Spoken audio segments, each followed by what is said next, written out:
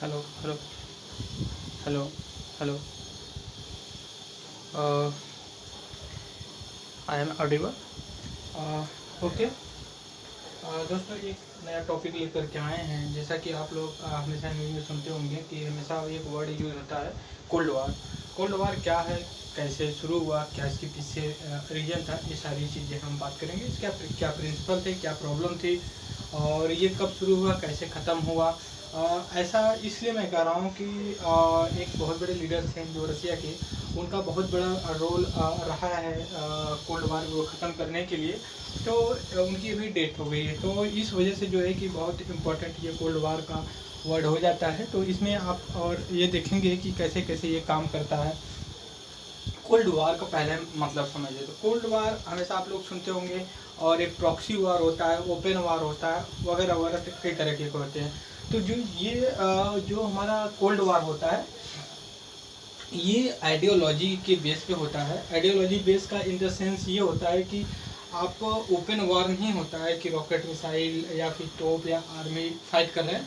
वो एक आइडियोलॉजी विचार होता है। जैसे मान ली विचारधारा, अगर हिंदी में बोले तो उसको विचारधारा बोलते हैं। उस समय दो पावर, जब अगर आप थोड़ा सा बैक में जा कर के देखने की कोशिश करें, जब वो वर्ल्ड वार सेकेंड ख़त्म हुआ और उसके बाद जो है कि ब्रिटिश जो वर्ल्ड पावर थी उसका डिक्लाइन, धीरे धीरे डिक्लाइनाइजेशन होने लगा और उसके पावर इरोड हुआ, और उसी के पैरेलल दो पावर इमर्ज हुए। और वो दोनों पावर जो थे वो दोनों आइडियोलॉजी के बेस पे थे। एक था जो कि सोशलिस्ट बेस पे था, हम यहाँ पे लिख देते हैं। एक जो था सोशलिस्ट बेस पे था, दो पावर निकल कर के आए। एक जो था सोशलिस्ट के बेस पे था, और दूसरा एक जो था कैपिटलिस्ट। हालांकि ये काफ़ी पुराने रहे हैं, लेकिन जो ये का इम्प्लीमेंटेशन में आए उनका अलग अलग अपना रोल रहा है। तो हम सोशलिस्ट आइडियोलॉजी का अगर बात करें तो इसमें जो एट प्रेजेंट टाइम का रसिया है, तो उस समय जो कि उसको यूएसएसआर और यूनियन सोवियत संघ रिपब्लिक बोला जाता था, तो उसका जो है कि सोशलिस्ट बेस पे डेवलपमेंट हो रहा था।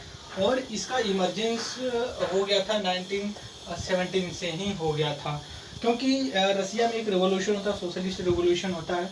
और इसमें जो रेवोल्यूशन होता है और इंडियन नेशनल मूवमेंट में बहुत बड़ा जो कि इसका अपना इन्फ्लुएंस देता है वो। और उसका इन्फ्लुएंस इंडियन नेशनल मूवमेंट में देखने को पड़ता है। इनफैक्ट कि उस समय के जो बहुत बड़े लीडर थे उन लोगों ने भी इस आइडियोलॉजी से काफ़ी कुछ सीखा था, इन्फ्लुएंस हुए थे, और इस आइडियोलॉजी को इम्प्लीमेंट करने के लिए काफ़ी फोर्स किए थे इंडिया को।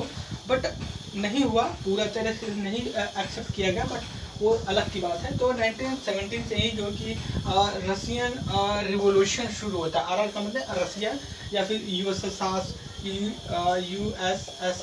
रिवोल्यूशन शुरू होता है। और यहाँ से जो कि सोशलिज्म का जो कि स्प्रेड होने शुरू हो जाता है रसिया से। और कैपिटलिस्ट काफ़ी पुरानी विचारधारा थी। इसका ये मतलब ये था कि इसमें जो वेस्टर्न कंट्रीज बोला जाता है, वेस्टर्न कंट्रीज बोली जाती हैं। वेस्टर्न कंट्रीज में आपका यूरोप का जो वेस्टर्न पार्ट पड़ता है वो, और अमेरिका सही जो कि एक कैपिटलिस्ट से इन्फ्लुएंस थे। ठीक है, ये हम देखने की कोशिश की, जैसे कि वेस्टर्न यूएसए फिर यूनाइटेड किंगडम, फ्रांस वगैरह ये हो गए। अब इसमें होता क्या है, होता ये है कि जो रिसोर्स होता है, जो संसाधन होता है, जो इकोनॉमी होती है, वो कैसे फंक्शन करती है। जो सोशलिस्ट होते हैं, सोशलिज्म का ये होता है कि इसमें जो गवर्नमेंट होती है, ठीक है, गवर्नमेंट पूरी तरह से इकोनॉमी को, रिसोर्स को मेंटेन करेगी और सबको जितना जिसको ज़रूरत है वो उतना जो है कि उनको डिस्ट्रीब्यूट करेगी। लेकिन कैपिटलिस्ट का मतलब ये होता है कि जो रिसोर्स होता है इसमें गवर्नमेंट नहीं होती है, गवर्नमेंट का रोल नहीं होता है। गवर्नमेंट बस इतना रोल करती है कि मतलब एक कानून वगैरह बनाती है कैसे इजी वे में जो कि बिजनेस किया जा सके। और इसमें ये होता है कि अगर ऊपर के कुछ लोग अगर अमीर होंगे, रिसोर्स अगर होते तो वो फिल्टर हो गए। फॉर एग्जांपल अगर मुकेश अंबानी रिच हैं तो वो ऐसा नहीं कि वो अपने ही पास सारे कैपिटल्स या पूंजी जो रखे हुए हैं वो अपनी इंफ्रास्ट्रक्चर डेवलप करेंगे। उसके बाद जो है कि वो क्या करेंगे कि कुछ बनाएंगे जो भी इंडस्ट्री प्रोडक्ट, उसके लिए लेबर चाहिए होता है। लेबर के पास जो कि इनकम आएगी और इनकम से फिर जो कि वो अपना परचेजिंग पावर बढ़ा सकता है लेबर। बट कुछ कमी, कुछ अच्छाइयाँ, कुछ बुराइयाँ दोनों में हैं। बस हमें अभी आइडियोलॉजी नहीं पढ़ रहे हैं, हम आगे बनाएंगे एक ही आइडियोलॉजी पे, उसका डीप में कब इमरजेंस हुआ, इसके फादर कौन रहे, इनका किस किस कंट्री में इन्फ्लुएंस रहा, इसका आउटकम क्या आया। तो बस हम ये देखने की कहने की कोशिश कर रहे थे जो कोल्ड वार था, दो आइडियोलॉजी के बीच में लड़ाई थी। एक कैपिटलिस्ट थे और एक सोशलिस्ट। कैपिटलिस्ट एक तरफ जो थे यूएसए था और दूसरी तरफ यूएसएसआर रसिया था। इनके बीच में जब कोल्ड वार जब वर्ल्ड वार सेकेंड एंड हुआ, तभी से एंड हुआ का मतलब हो गया कि 1944 में के आसपास जो कि कोल्ड वार खत्म हो गया। और ये शुरू हुआ था 1939 से शुरू हुआ था और यहाँ आते आते ये खत्म हो गया। और इसके बाद जब ब्रिटिश का डीकोलोनाइजेशन होने लगा और दो मेजर पावर इमर्ज होने लगी तो ये आइडियोलॉजी बेसिस पे हो गया। तो इतना बात समझ में लगी कोल्ड वार का मतलब क्या होता है। कोल्ड वार का मतलब होता है आइडियोलॉजी बेस होती है। तो इसका मीन हम समझ गए, मीनिंग क्या थी आइडियोलॉजी बेस में, थीम क्या था, और ये भी हम समझ गए कि इनके बिटवीन किनके बीच में था, कैपिटलिस्ट सोशलिस्ट के बीच में था। उसमें जो है कि रसिया था, यूएसएसआर था, और जो है कि इसमें कैपिटलिस्ट की तरफ से अमेरिका था इनके। और ये वार ऑलमोस्ट 1945 से लेकर के 1991 तक ये वार चला था। सबसे बड़ा वार रहा ये। और ये कोल्ड वार जब एंड होता है, जब कोल्ड वार खत्म होता है तो यूएसएसआर रसिया बन जाता है। रसिया बनता है वो 15 यूएसएसआर जो कि 15 कंट्री में डिवीजन हो जाता है। उसका आप देखेंगे 5 जो कि सेंट्रल एशियन की कंट्री हैं सॉरी, और जो ईस्टर्न यूरोप का पार्ट पड़ता है जो बहुत से हैं कंट्री, तो उसको उसमें से कुछ पार्ट होते हैं और एक रसिया खुद अपना एक स्टेट होता है। टोटल 15 पार्ट में यूएसएसआर डिवीजन हो जाता है। और इसकी जो थीम या प्रॉब्लम जो भी कह सकते हैं वो रहे क्या। पहला हमने कहा कि ये आइडियोलॉजी बेस पे था, सोशलिस्ट कैपिटलिस्ट के बेस पे। दूसरा ये सिक्योरिटी अलायंस। अब सिक्योरिटी अलायंस का मतलब ये हो गया कि दोनों ग्रुप एक सिक्योरिटी और या फिर एक ऐसा ग्रुप बना रखे थे जिनका नाम आप हमेशा न्यूज में सुनते होंगे। एक का तो मान लीजिए ख़त्म कर दिया गया, और एक है जो कि आप नाटो बोल सकते हैं, नाटो बोल सकते हैं। और दूसरा जो होता है उसको वर्सवा पैक्ट बोला जाता है। ठीक है, जो नाटो होता है ये कैपिटलिस्ट ग्रुप को रिप्रेजेंट करता है जिसमें यूएसए होता है। जो वर्सवा पैक्ट होता है जो सोशलिस्ट ग्रुप को, जो यूएसएसआर होता है। ये चीज़ें दो ग्रुप में अलायंस चलती है। और दूसरी चीज़ ये है कि उसी समय जब कोल्ड वार चल रहा था, सिक्योरिटी को लेकर के इंडिया ने एक अपना अलग से जो है कि सेट वो किया था, जिसको हम कहते हैं नैम बोलते हैं, नॉन अलाइनमेंट मूवमेंट, या गुट निरपेक्ष बोलते हैं उसको। तो इंडिया किसी ग्रुप में शामिल नहीं हुआ और इन दोनों को बाइकआउट किया, कहे नहीं भैया हम जो कि और इस वार में नहीं शामिल होंगे क्योंकि हमें डेवलपमेंट करना, हमें लड़ाई भिड़ाई नहीं करनी है, हमें अपने सिटीजन्स जो हैं उनको एक बेसिक नीड्स प्रोवाइड करनी है और उसके ज़्यादा कुछ नहीं करना। तो मोस्टली जो इंडिपेंडेंट कंट्री बने आफ्टर ब्रिटिश जब उनको छोड़ के गए तो वो जो कि नैम को ज्वाइन कर लिया। हालांकि पाकिस्तान भी जो कि डिकोलाइज हुआ जब इंडिया के साथ ही दो कंट्री बने, लेकिन पाक जो कि पाकिस्तान जो था ये इनके साथ चला गया था, नाटो के साथ, आप इसके साथ। और तो ये नाटो था, नाटो का मतलब ये, इसको एक अलग से हम डिस्कस करेंगे। यहीं से एक लिंक निकल के आती है नैम। इसमें जवाहरलाल नेहरू और वियतनाम के जो प्रेसिडेंट थे उनका बहुत बड़ा रोल रहा। तो ये सिक्योरिटी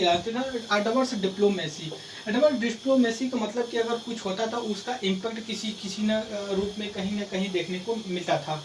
ये एडवांस हो गया। और आर्म रेस का मतलब जहाँ इसी बात है, डिप्लोमेसी आइडियोलॉजी बेसिस पे वार शुरू हो गया है तो जाहिर सी बात है आज नहीं कल तो वो ओपन वार हो सकता था।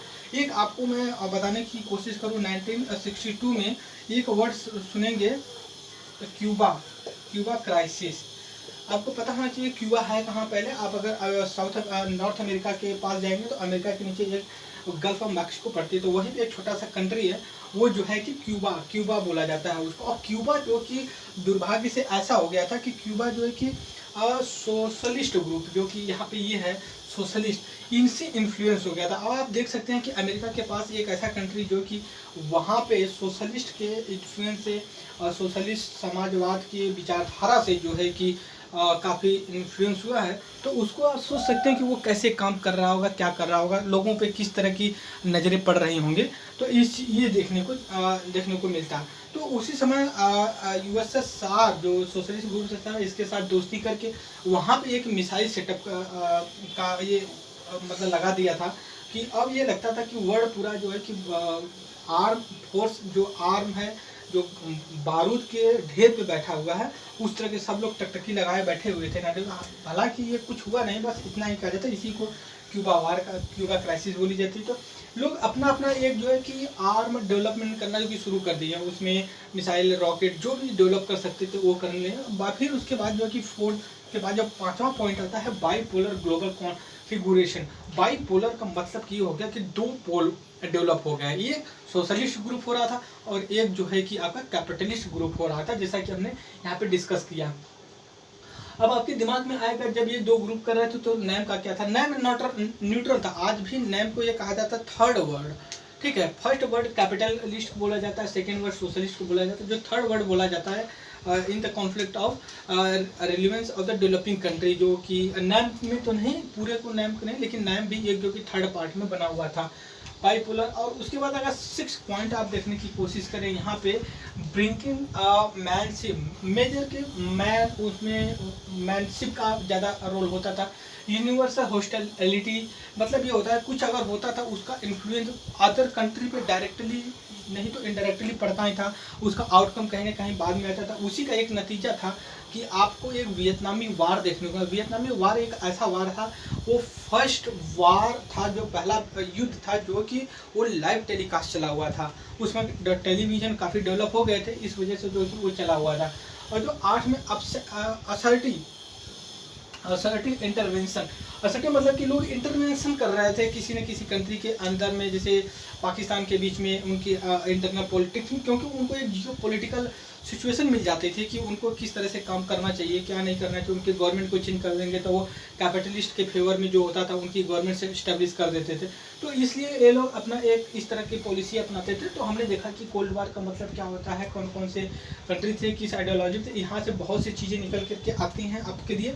एक आता है पहला कि नैम क्या है, नैम के बारे में हम सोच लेते हैं। दूसरा ये चीज़ है कि यहाँ पे क्यूबा क्राइसिस की बात कर लेते हैं।